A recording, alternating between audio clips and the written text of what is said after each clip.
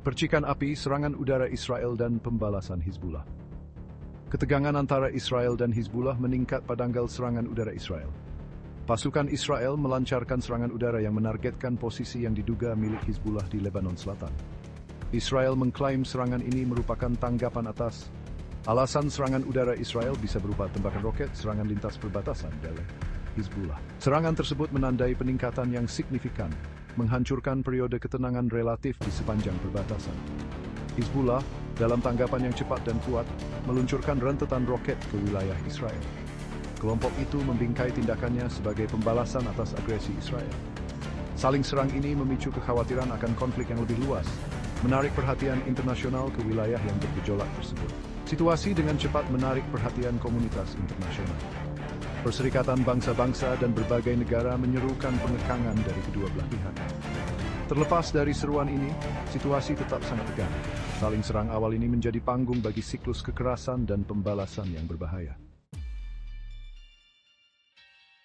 Menyusul serangan udara awal Israel, Hizbullah melancarkan serangan roket berkelanjutan yang menargetkan kota-kota dan instalasi militer Israel. Kelompok itu menembakkan perkiraan jumlah roket selama periode rentang waktu rentetan roket bisa berjam-jam atau berhari-hari. Skala dan intensitas tembakan roket menunjukkan kemampuan militer Hizbullah yang signifikan, mengirimkan gelombang kejut ke seluruh Israel. Militer Israel, yang sedikit lengah oleh keganasan tanggapan tersebut, mengaktifkan sistem pertahanan Iron Dome-nya.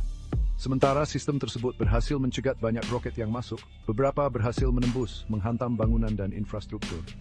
Serangan itu mengakibatkan jumlah korban jiwa di pihak Israel, termasuk tewasnya seorang tentara Israel. Kematian tentara tersebut menandai titik balik dalam konflik. Itu memperkuat kemarahan publik di Israel dan memberikan tekanan besar pada pemerintah untuk menanggapi dengan kekuatan. Kematian itu juga menyoroti kerugian manusia yang sangat nyata dari konflik tersebut, mengingatkan dunia bahwa ini bukan hanya pertempuran ideologi, tetapi konflik dengan konsekuensi yang menghancurkan. Korban sipil, pengungsian, dan kerusakan infrastruktur. Seiring meningkatnya saling serang lintas perbatasan, dampaknya terhadap warga sipil di kedua sisi perbatasan menjadi semakin mengerikan. Di Israel, sirene serangan udara menjadi soundtrack konstan kehidupan sehari-hari, membuat penduduk melarikan diri ke tempat perlindungan bom. Sekolah dan bisnis terpaksa tutup, membuat kehidupan normal terhenti. Di Lebanon, situasinya bahkan lebih genting. Serangan udara Israel menargetkan daerah-daerah di Lebanon Selatan, mengakibatkan kerusakan pada rumah, bisnis, dan infrastruktur penting. Serangan itu membuat ribuan warga sipil Lebanon mengungsi, memaksa mereka meninggalkan rumah mereka untuk mencari keselamatan. Konflik tersebut memperburuk krisis kemanusiaan yang sudah mengerikan di Lebanon. Bagian 4, perang kata-kata, retorika para pemimpin, dan tujuan strategis. Seiring berkecamuknya konflik, perang kata-kata meletus antara para pemimpin Israel dan Hizbullah. Perdana Menteri Israel menyampaikan pidato yang disiarkan televisi, bersumpah untuk menghancurkan Hizbullah dan memulihkan keamanan di perbatasan utara Israel. Dia menekankan bahwa Israel tidak akan mentolerir serangan terhadap warganya dan akan menanggapi dengan kekuatan yang luar biasa.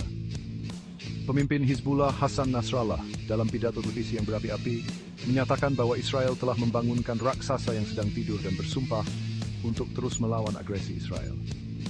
Dia menekankan komitmen Hizbullah untuk membela Lebanon dan perjuangan Palestina.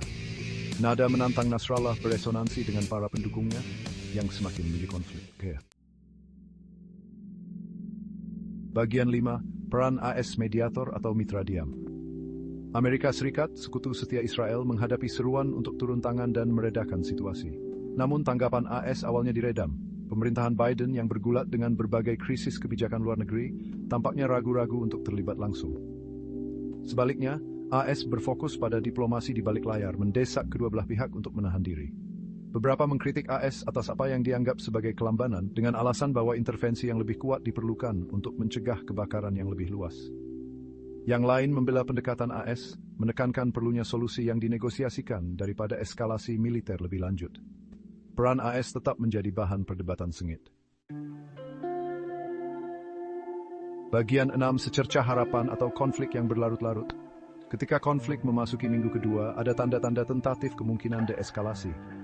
Para mediator Mesir yang bekerja tanpa lelah di balik layar berhasil menengahi kesepakatan gencatan senjata yang rapuh.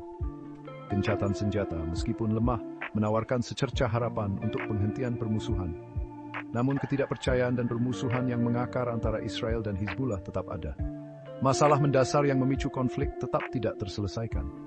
Apakah gencatan senjata akan bertahan, membuka jalan bagi perdamaian yang lebih langgeng, atau apakah itu hanya akan menjadi jeda singkat dalam konflik yang berlarut-larut, masih harus dilihat. Komunitas internasional menyaksikan dengan cemas, berharap yang terbaik tetapi bersiap untuk kemungkinan kekerasan lebih lanjut.